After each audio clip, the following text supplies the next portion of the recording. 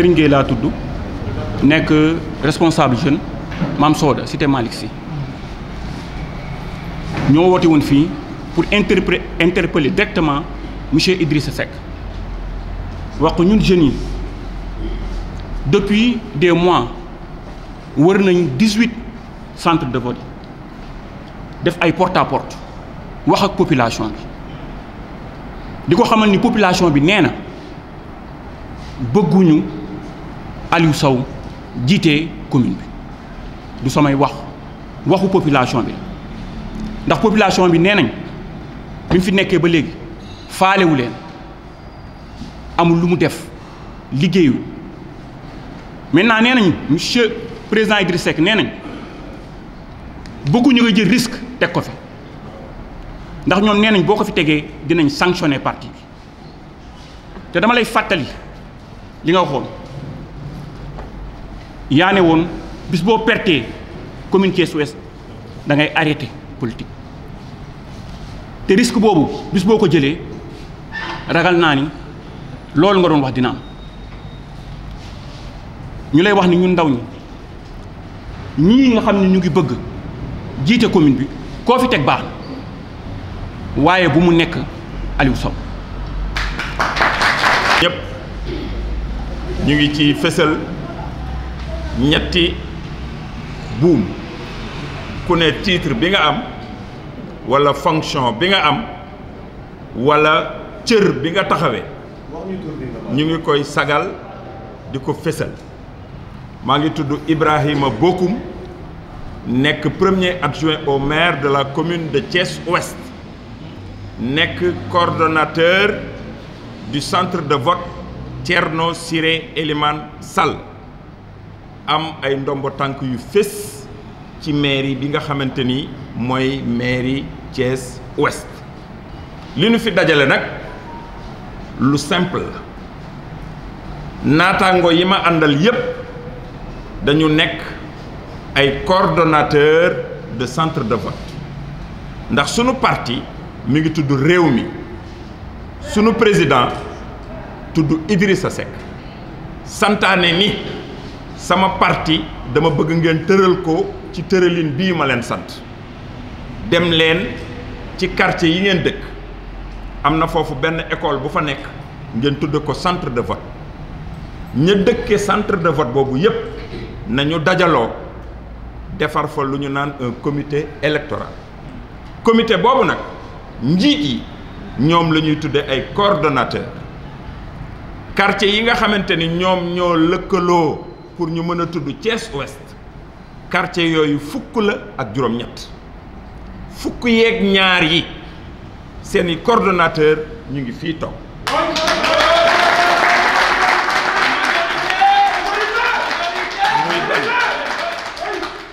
beneen bi fukk ak ñaar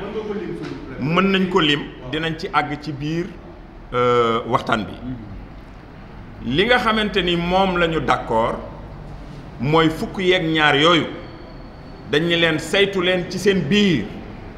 ngeen xool ni nga xamante ni moom la commune bi war a doxe ngeen jóg ànd ci boole seen doole ak seen xalaat ak seen xarañte pour tëral programme boo xamante ni lépp loo xamante ni dëngoon na fi ngeen joyanti ko loolu moo indi ñu àndandoo ñii ngeen gis ñu toog nii ñépp ku ci nekk am nga yéene ak pas-pas ak taxawaay bu wér ci ni da ngaa bëgg a jiite commune Thiès Ouest waaye tey dañu ni sunu doole sunu xalaat sunu yéene nañ ko boole ñun ñépp ku ne noppi sa ambition ñu dajaloo d'accord ci benn mbir mooy kii nga xamante ni moo fi nekkoon muy tudd Aliou Sow moom bëggatuñ ko mu jiite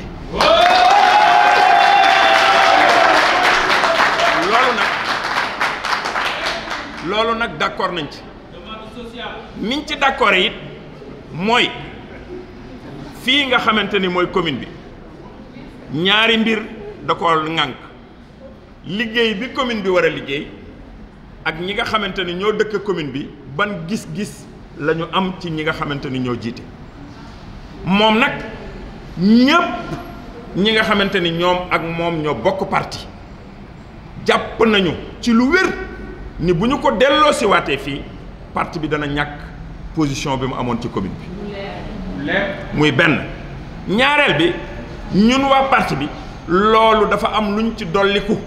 liñ ci dolliku mooy population yi ñu bokkal te bokk ñoom parti te ñu dëkk ci commune bi ñoom nee nañu boo leen bëggee dara fii Alioune Sow mii nga xamante ne moom ngeen fi teg jële leen ko fi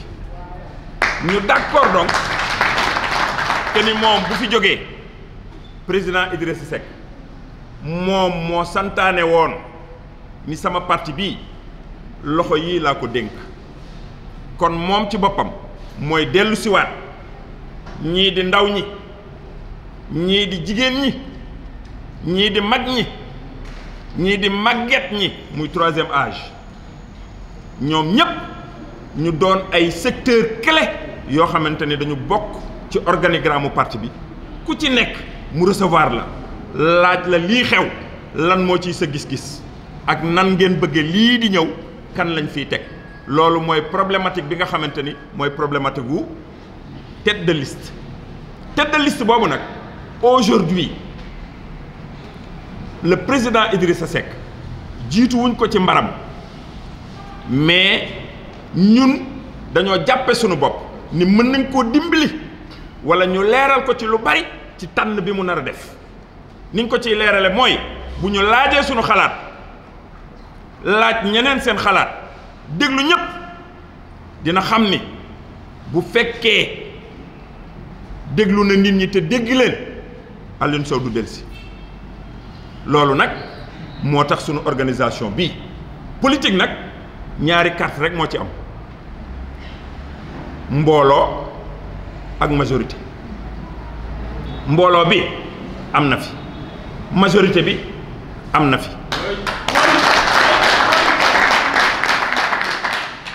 bu loolu weesoo ñu dugg ci programme bi nga xamante ni moom moo nekk biir Thiès Ouest Thiès Ouest fukki quartier ak juróom-ñett lañ am quartier bu ci nekk am na ay responsable yu fa nekk politiquement ñi mu bokkal parti ñooñu la ñu war a laaj ba xam yéen d'accord ngeen ak kii fi toog wala d'accordu leen ak moom loolu mooy première laaj bi deuxième laaj bi mooy na fi toog wala na fi jóge loolu mooy deuxième laaj léegi nag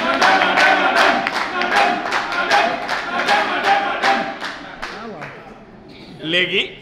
ñu jàpp ci ni ñaari laaj yooyu yépp tontu bi leer na tontu bi dëppoo nañ ci ñun ñëpp ànd nañ ci mooy que ni bëggatuñu moom mu delsiwaat bu ñu bëggatul nag mu delsiwaat lan la ñuy proposer ki nga xamante ne mooy sunu kilifa mooy yow président Idriss Seck koo ñu andil d'accord nañ ci loolu d'accord nañ koo ñu andil ku dul moom d'accord nañ ci ndax moom mooy am critère moom mooy am grille de lecture moom mooy am grille d'analyse mais aujourd'hui consensus bi ñu am mooy que ni on ne veut plus du maire sortant léegi nag ñun ci sunu bopp ban taxawaay la ñu war a am par rapport ak liggéey bi taxawaay bu leer taxawaay bu sell ku ci nekk ci ñun boo ko jëlee séparément mën naa doxal mairie mais dañoo d'accordul loolu dañu ni dañuy àndandoo doon benn say parce que Idrissa moom moo santaane ni sama njaboot fexe leen bañ doon benn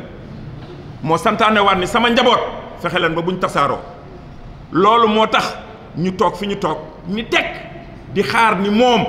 heure bu ñëwee lu mu guddi guddi dana nu laaj loolu tax jóguñu loolu tax waxuñu waaye nag dañ ni nu mu tuddati nan la ko mbër yi waxe mooy xawma nee nañu kii heure bi jot na taxawaay la boo xamante ni bagg war na mbaam wure ba dem na këng lii ñu ci soxla ñun ñëpp gis nañ ni ce sera pour le mois de janvier de l'année 2022 waaye nag qui veut voyager loin ménage sa monture looloo tax ñu teel a jóg pour bu ko defee bu ñu tànnee ki nga xamante ne mooy sunu tête de liste ndax maintenant ce sera au suffrage direct maintenant nag li ci des mooy ñu def ay alliance ndax ñi ñuy àndal xam nañ leen c'est le grand parti présidentiel avec la grande coalition Benno Bokk Yaakaar ñun ñëpp ñu àndandoo à Thiès xaw ma fan mais on est à l'heure du mburoog soow te loolu ñun du yàqoo ci ñun waaye nag gis nañu ni bu ñu dégloo ñenn ñi wala ñu delloo siwaat ñenn ñi mburoog soow bi dana xajam dana yàqu te kenn dootu ko jëfandikoo te nag li nga xamante ni moo ci fes mooy ñun Thiès Ouest dañoo am benn sañ-sañ boo xamante ni ñun rek ko am ñun rek la sunu président taxaw ni saa yoo leen ma wanee gannaaw ma perte Thiès Ouest damay bàyyi politique looloo tax ñun ñu bañal ko loolu ndax ñun dañ koo bëgg a gunge ba mu toog ca pale ba loolu ci lañ nekk looloo tax ñuy liggéey léegi di ci jàpp ñëpp di ci woo ñëpp di ci jàppalante ak ñëpp di souhaiter jàmm am ci sunu parti di ñu def que le président am la main heureuse tànn koo xamante ni vraiment dinañu mën a mener à bon port. La veille des élections législatives, des élections locales de janvier 2022, nous, responsables du parti Rewmi, coordonnateurs de directoire politique autour des centres de vote pour l'essentiel, nous venons solennellement interpeller le président Idrissa Seck, leader de notre parti, sur la problématique de la tête de liste au niveau de la commune de Thiès-Ouest. Nous voulons en même temps interpeller l'opinion publique thiessoise, mais également l'opinion nationale, pour que nul n'en ignore que, en tant que responsable du parti Rewmi, nous avons voulu éviter le syndrome de 2014. Parce qu'à l'époque, nous avions un maire sortant qui a tellement développé des contradictions avec ses adjoints et ses conseillers, au point que leur contradiction est atterrie au niveau du tribunal. Le président Idrissa Seck ne nous avait pas pardonné cette attitude ou ce comportement. C'est la raison pour laquelle nous avons évité durant 7 ans de transposer nos clivages, nos contradictions internes sur la place publique par presse interposée. Nous avons été patients et persévérants pour attendre le moment pour agir. Cela ne veut pas dire que nous n'avons pas des reproches, voire même des récriminations par rapport à la gestion du maire sortant. Autant sur le plan politique, dans la gestion du parti, que sur le plan de la gestion de l'institution, à savoir la commune de Thiès-Ouest. Je laisserai tout à l'heure mon camarade coordonnateur du centre de vote de Thierno Iliman Sall, Ibrahima Bokoum, en tant qu'adjoint au maire, aborder les manquements du maire sortant dans le cadre de la gestion institutionnelle de la commune de Thiès-Ouest. Population thiessoise, vous êtes, à l'occasion de ces élections locales, à un tournant déterminant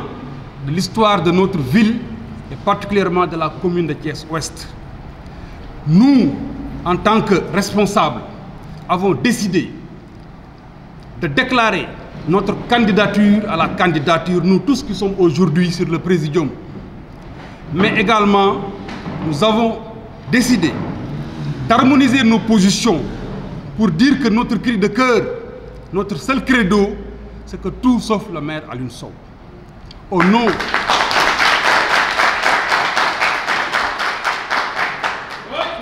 de la mauvaise gestion clientéliste et partisan du parti, mais également au nom de ses manquements dans la gestion de l'institution. Mais au-delà de nos préoccupations individuelles, nous avons écouté la clameur, nous avons écouté les populations de la commune de Thiès-Ouest. Nous avons lu, nous avons entendu et nous avons décidé d'interpeller tous nos responsables, mais également tous nos leaders, pour leur dire qu'il y a un danger qui nous guette au niveau de la commune de Thiès-Ouest. Si on ne revoit pas la forfaiture qui risque de se passer, si on ne revoit pas les cartes pour que les candidatures qui sont là, pour qu'on puisse montrer que les candidatures qui sont là constituent des alternatives crédibles, pour qu'ensemble nous puissions travailler pour le développement de la commune de Thiès-Ouest. Aujourd'hui, toutes les populations de Thiès sont inquiètes. Toutes les populations de Thiès sont inquiètes. Ils nous interpellent à tout bout de champ pour nous dire que si on reconduit les maires sortants, particulièrement au niveau de la commune de Thiès-Ouest, les populations risquent de nous tourner le dos. C'est conscient de ce danger qui nous guette, conscient de la situation, que nous avons pris nos responsabilités devant l'histoire pour interpeller le président Idrissa Seck sur la situation et se présenter à lui de façon respectueuse, courtoise et aimable pour alerter, mais également pour lui présenter les alternatives crédibles qui sont sur cette table, pour lui dire que le parti Rewmi regorge de compétences, de personnes crédibles, expérimentées, ayant un passé politique reluisant pour pouvoir briguer les suffrages des populations thiessoises et travailler à la conservation du pouvoir local au sein du parti Rewmi. C'est là notre cri de cœur, c'est ce que nous avions voulu dire aux populations et nous lançons encore une fois de plus un appel à toutes les forces vives de la population thiessoise, à nos alliés de Benno Bokk Yakaar et de l'APR, pour leur dire que nous leur tendons la main, parce que nous travaillerons pour le développement de cette ville, dans l'unité, mais également dans la concorde. Nous vous remercions. Donc bonsoir aux sympathisants et partisans du parti Rewmi. Donc c'est Ndeye Thioro Fall, membre de la jeunesse féminine de Rewmi Thiès-Ouest, du centre de vote Thierno Siré Inoumane Sall. Donc tout juste aujourd'hui, nous sommes venus, nous, la jeunesse Thiès-Ouest, pour formuler des vœux qui sont une demande sociale. Après sillonnement des 18 centres de vote composant la commune ouest de Thiès, nous voulons aujourd'hui faire passer un message, c'est que la population de la commune ouest de Rewmi Thiès n'en veut plus de notre maire actuel. C'est une demande sociale qui a été formulée après sillonnement de ces 18 centres de vote. Donc aujourd'hui, nous sommes là et nous nous adressons au président du parti qui avait dit que une fois qu'il perdra sa position au niveau de sa base commune ouest, il tournera le dos à sa carrière politique. Et nous, la jeunesse de cette commune, étant des garde-fous, étant des révolutionnaires, nous disons que notre leader perd sa position dans sa base naturelle, qui est la commune ouest. Aujourd'hui, nous nous présentons en tant que cordon ombilical de cette défense avec les candidats potentiels qui vont se présenter et également les responsables femmes. Parce que oui, Monsieur le Président, c'est vous qui avez dit que ce sont les jeunes et les femmes qui vous mèneront au trône. Et nous espérons que vous atteignez la magistrature suprême. Et c'est notre vœu le plus absolu, le vœu que nous voulons réaliser avec vous, vous voir devant la primature. Merci beaucoup. Je suis Madame Gueye Fatimata Bintou Bass, candidate à la candidature pour les prochaines échéances de janvier 2022. Nous sommes là cet après-midi pour lancer un cri de cœur. Un cri de cœur venant des femmes. Un cri de cœur venant des jeunes filles et des garçons. Pour dire à M. Alioune Sow, maire sortant, basta. Ça suffit. Doyna.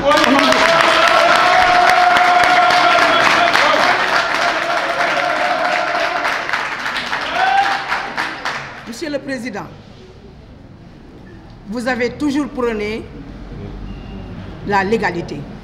vous avez toujours prôné, Monsieur le Président Idrissa Seck, que ce sont les Borom Moussoor qui vont vous accompagner. Monsieur le Président, on est dans cette lancée et Inch'Allah Rabbi, on ne va pas porter des œillères, on ne va porter que des œillères pour accéder et pour vous faire accéder à la magistrature suprême, Inch'Allah. Et ça commence maintenant. Pourquoi maintenant? Vous avez mis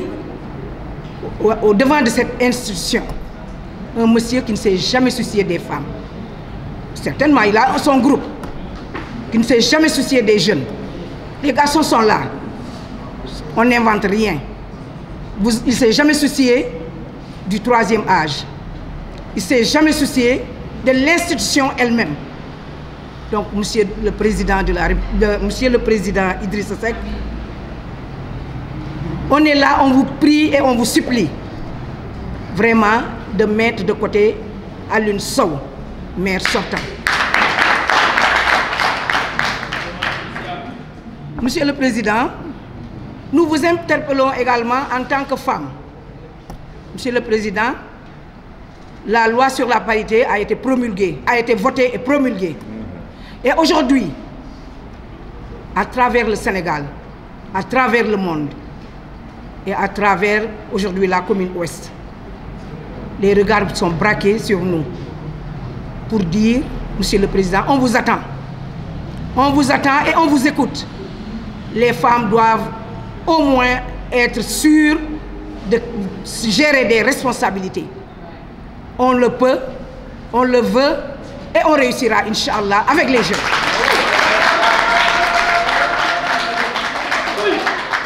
Le troisième âge sera là. Il sera là. On a besoin de leur expérience. On aura besoin de leur compétitivité. On aura besoin de leurs conseils. On aura besoin de ce troisième âge pour créer la paix. Il nous faut la paix. Le maire sortant est en divergence avec tout le monde. Écartez-nous ce monsieur. Mettez-nous, en tout cas, le choix que vous croirez qu'il est possible de gérer cette institution pour qu'on puisse avoir une victoire éclatante au soir du 23 janvier 2022. Monsieur le Président, le discours est en français, mais dinaa la wax Monsieur le Président dañoo ragal gàcce bugguñoo am gàcce sa gàcce suñu gàcce la Monsieur le Président kii nga fi teg soo ko fi dellu si waatee daañu am gàcce ndax kenn doyal ñëpp a doyal kenn bëggatul comme bëggatuñu nag na dem.